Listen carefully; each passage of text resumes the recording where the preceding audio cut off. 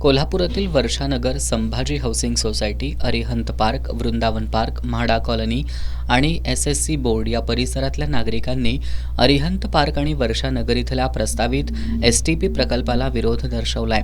त्यांनी आज महापालिका प्रशासक के मंजुलक्ष्मी यांची भेट घेत हा प्रस्तावित STP प्रकल्प रद्द करावा अशी मागणी केली आहे। हा प्रकल्प आमच्यासाठी आणि भावी पिढ्यांसाठी धोकादायक असल्याचा मुद्दा त्यांनी उपस्थित केला।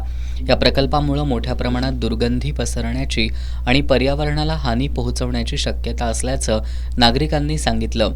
त्याचबरोबर आरोग्याचा प्रश्नही उद्भवू शकतो, तसंच पाण्याच्या गुणवत्तेवर विपरीत परिणाम होऊ शकतो अशी भीती यावेळी व्यक्त करण्यात आली। ही जागा भाजी मंडईसाठी आरक्षित करण्यात आली होती।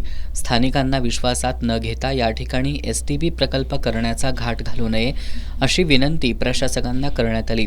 यावेळी माजी उपमहापौर भूपाल शेटे, आपचे संदीप देसाई, रूपाराणी निकम यांच्यासह भागातील नागरिक उपस्थित होते।